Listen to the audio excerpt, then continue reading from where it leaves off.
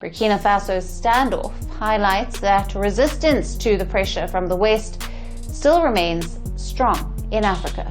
We African heads of state must stop behaving like puppets who dance every time the imperialists pull the strings. Now, as tech giants innovate across the world, Africa's growing market remains largely left out of some technological advancements. Imagine a country the world barely notices suddenly stepping onto the global stage and rewriting the rules of innovation. What if the next breakthrough technologies didn't come from Silicon Valley or Berlin, but from Burkina Faso? A nation with a GDP smaller than some major cities is now producing inventions that rival the world's top innovators. Clean water flowing from salt, electric military trucks that need no foreign fuel, and smart drones guiding farmers to record harvests, all developed by local engineers and students. What does it mean when a country long overlooked suddenly shows the world it can solve problems others thought impossible? Could this be the start of an era where Africa doesn't wait for aid, technology, or permission? We've got to say it loud and clear. We're not in a democracy. We're in a popular progressive revolution. But creates its own future. In August 2025, Burkina Faso unveiled 3 groundbreaking technologies, proving innovation belongs to anyone bold enough to tackle big challenges. So, how did Burkina Faso, a nation few expected to lead in tech, achieve what even advanced countries struggle with? And what could this mean for Africa and the world? Today, we explore a story of vision, courage, and a revolution in thinking that could reshape an entire continent. The unexpected rise of Burkina Faso. The world wasn't ready for this. Not even Elon Musk. Out of a country rarely mentioned in global headlines, a voice has emerged that might reshape Africa's future. In August 2025, President Ibrahim Traoré of Burkina Faso stunned the international community with announcements that felt like science fiction, 3 inventions that most expected only from Silicon Valley or Europe.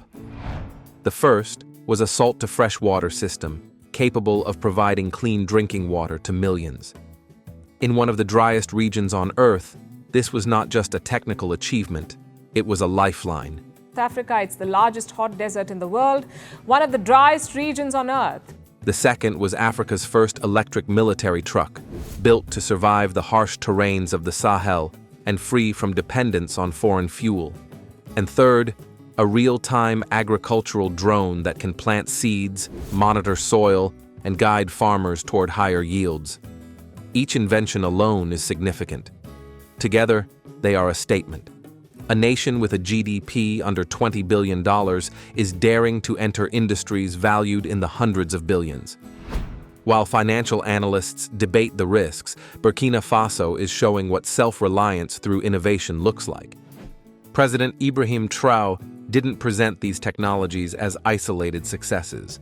He framed them as the first step of a vision, the end of dependency.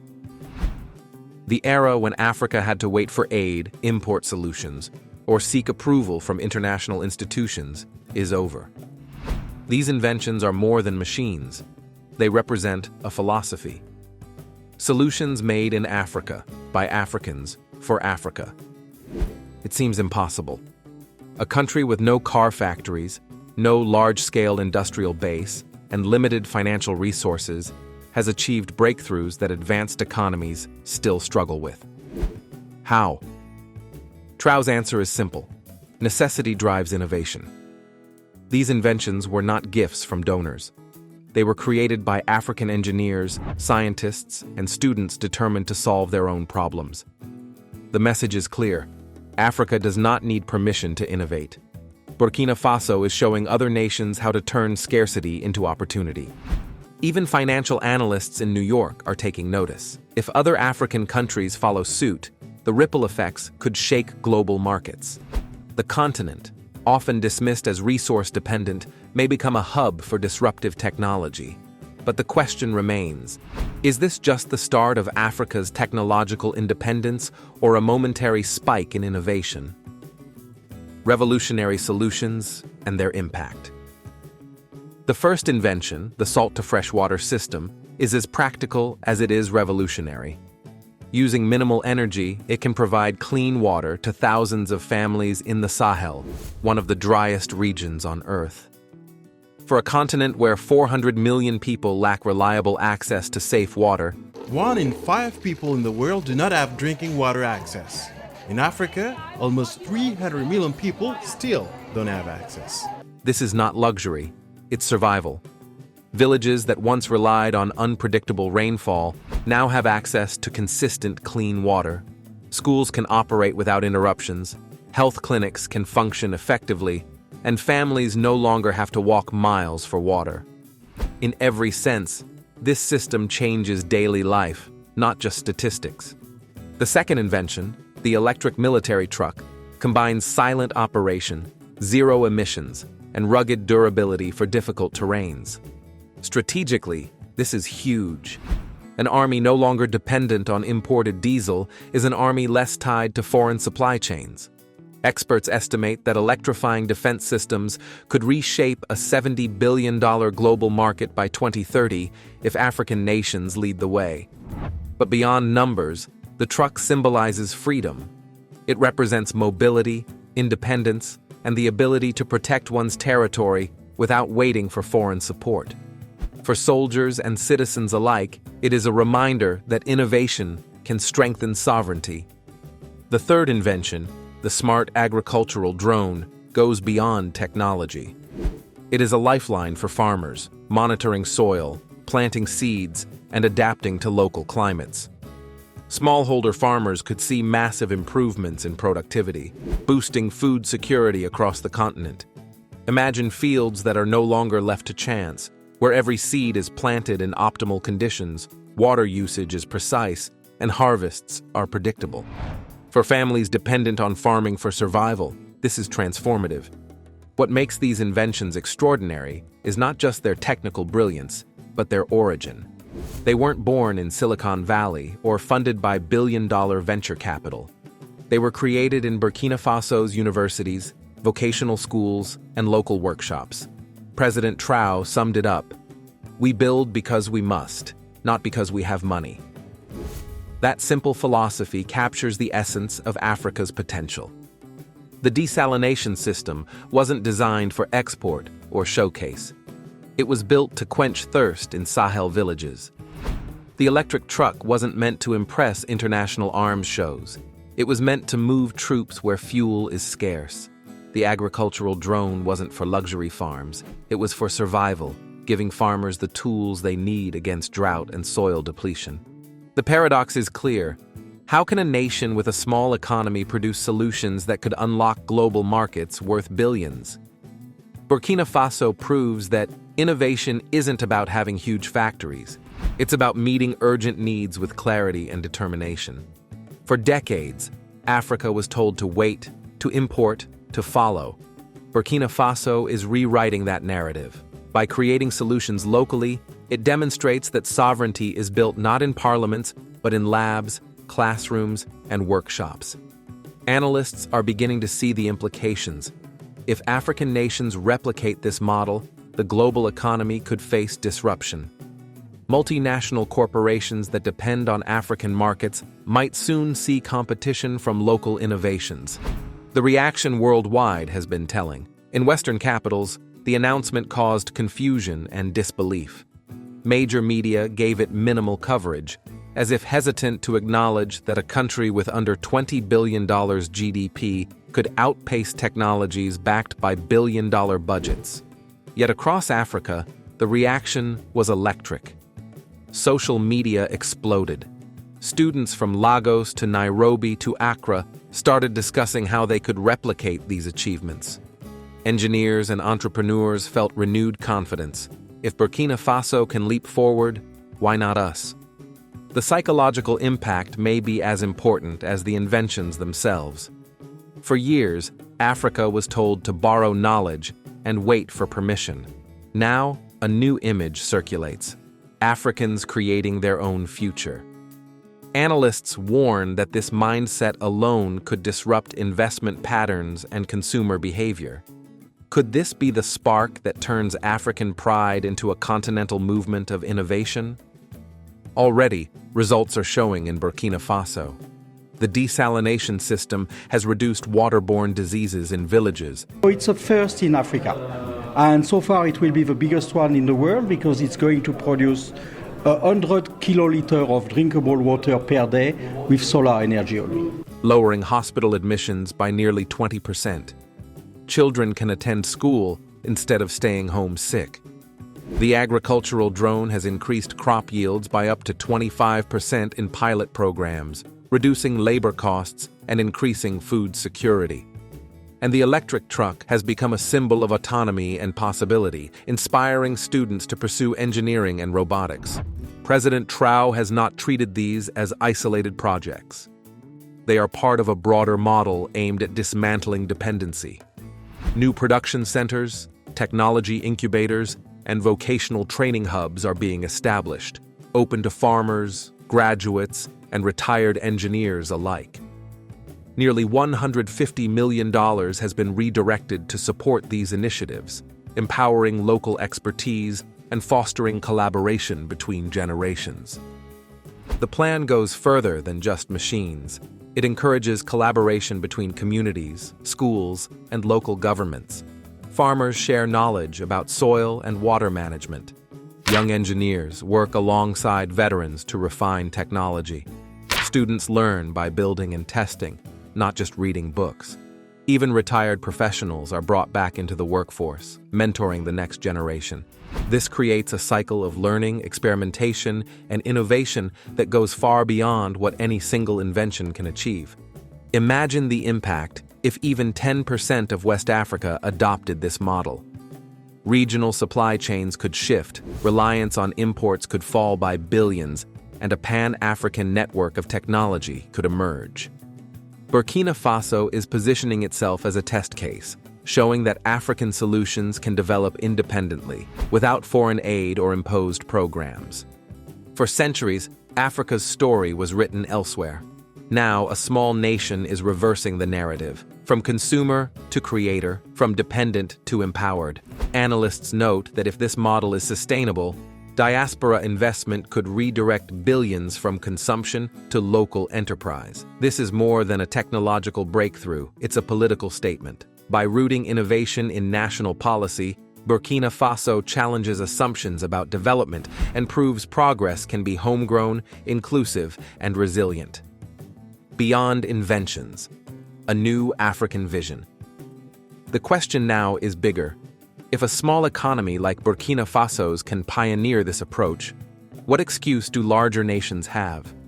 Could this be the blueprint to transform the global South into self-reliant, innovative economies? News of the three inventions spread quickly. The Burkina shock, as some called it, caught analysts and policymakers off guard. For the first time, the long-held belief that technology only flows from the global north to the south was challenged. Western capitals were uncomfortable, facing a truth they could no longer ignore. If a country with a GDP under $20 billion could produce desalination systems, electric trucks, and precision drones, what would happen if Nigeria, South Africa, or Egypt decided to follow the same path? Financial markets began to react immediately. Multinational corporations questioned whether African consumers would prefer homegrown solutions over imported goods. Investors from the African diaspora started channeling funds into Burkina Faso's tech projects, eager to support local innovation. Even media outlets in Paris and London started paying attention, realizing their historical influence in Africa could weaken as local innovation expanded. The geopolitical consequences were becoming clear. Other global powers responded quickly. China praised President Traoré's leadership, presenting Burkina Faso as evidence of a multipolar world. Russia highlighted it as a model for South-South cooperation. India observed closely, recognizing the potential for regional collaboration. Meanwhile, the West hesitated, caught between disbelief and the fear of validating African technological independence. But the story is not just about politics or economics. Across Africa, people are redefining what it means to be African. Communities that had been conditioned to wait for solutions are now realizing they can create them. References to Burkina tech appear in popular music, social media, and even school initiatives. Hackathons, seminars, and workshops inspired by the agricultural drone are spreading across West Africa. Students, engineers, and entrepreneurs are asking themselves the same question. If Burkina Faso can do it, why not us? President Traor's announcement directly challenges decades of neo-colonial assumptions. Africa has long been portrayed as dependent, a continent rich in resources, but reliant on foreign expertise and investment. The desalination system undermines the dominance of international NGOs in water management. The electric truck demonstrates that African militaries do not have to rely on imported vehicles that drain foreign currency reserves. The agricultural drone shows that farmers can be independent of expensive Western agritech companies. Local government to make 3,000 drones a year. The company hopes the technology will make farming more affordable. These machines are more than tools. They are symbols of sovereignty, independence, and the ability to solve problems locally. The implications for global supply chains are enormous. Africa is not just a consumer of technology. It controls essential resources like cobalt, manganese, uranium, and lithium. If Burkina Faso's model spreads, linking local resources with local innovation, the continent could move from a peripheral role to a leading position in global industries. Imagine desalination systems designed and produced in West Africa being exported to drought-prone regions in Asia. Picture electric trucks adapted for harsh African terrain, competing in global defense markets. Consider agricultural drones optimized for tropical climates being exported to Latin America and Southeast Asia. For Africa, this is liberation. For traditional Western corporations, it is disruption. Financial markets are already reacting. Diaspora investors are shifting billions in remittances into Burkina Faso's tech incubators, supporting innovation rather than consumption. Media outlets in France and other Western countries have begun warning about the weakening influence of traditional partnerships. The phrase Burkina shock is no longer just a story. It has become a global economic signal, indicating that the balance of influence and technology is shifting. Geopolitically, this announcement weakens Western leverage.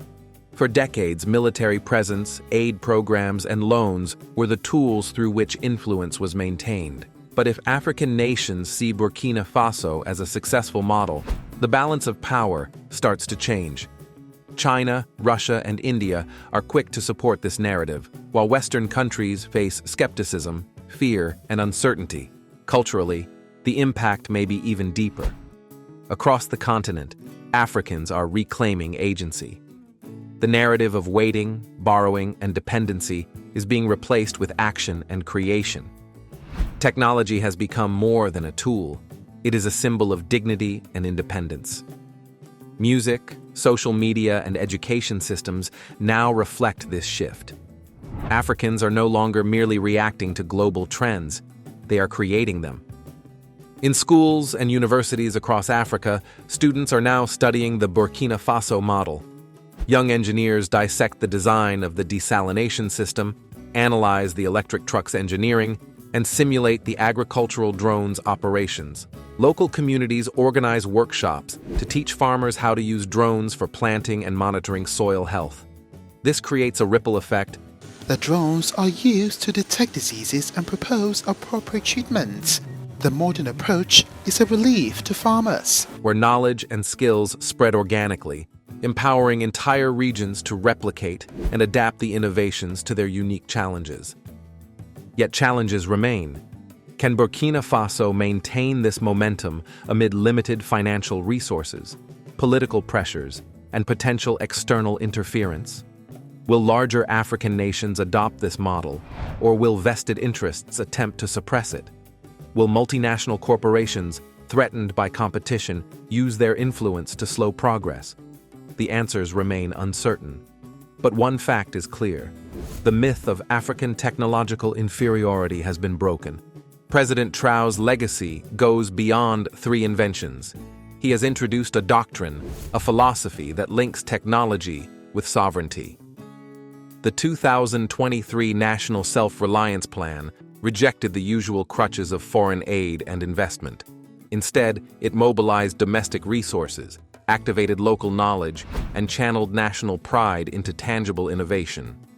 This true effect demonstrates that technological progress and political strategy are inseparable.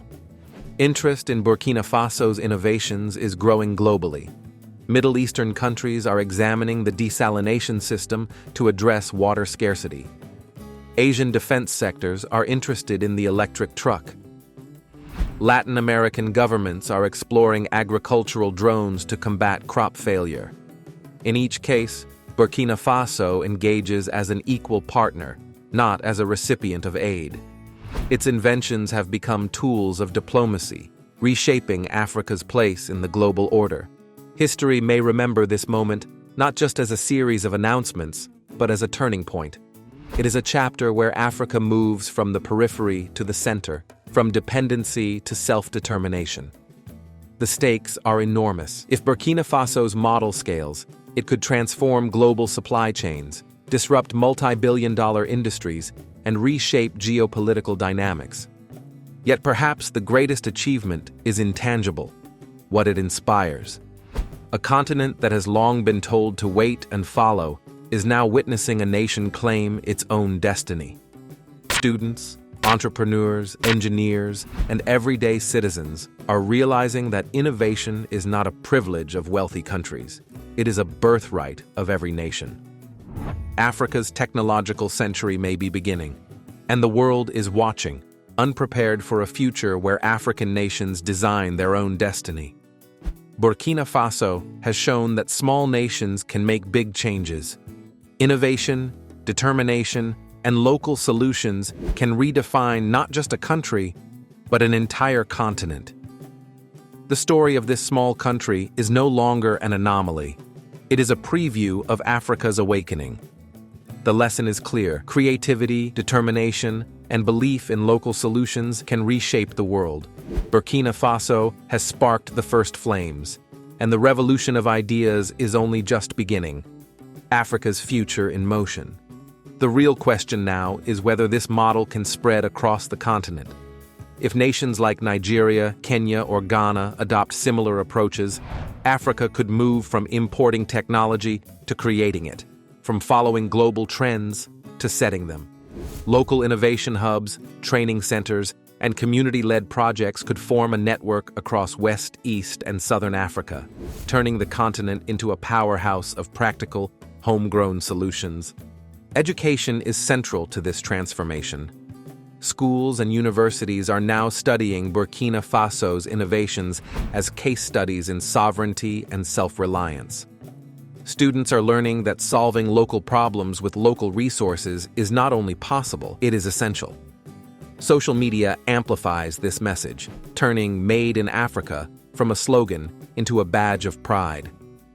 Communities see that independence is achievable and innovation can directly improve daily life. Communities themselves are adapting to this new vision. Farmers are learning to use drones for soil and crop monitoring. Local engineers are repairing and improving electric trucks. Villagers participate in training sessions for desalination systems, understanding not just how to use them, but how to maintain and expand them. These practical, community-driven innovations ensure that the impact is long-lasting, not limited to a few urban centers. Ultimately, Burkina Faso's story is about more than water, trucks, or drones. It is about dignity, ownership, and self-determination. For centuries, Africa's narrative was written in foreign capitals. Now, through innovation and vision, Africans are reclaiming the pen. The inventions are proof that progress does not have to wait for external approval. They are symbols of a future where Africa determines its own destiny. Challenges will come and resistance is inevitable. But the example set by Burkina Faso shows that even small nations can lead. Even limited resources can produce extraordinary results. The seeds of change are planted. The flame of innovation has been lit.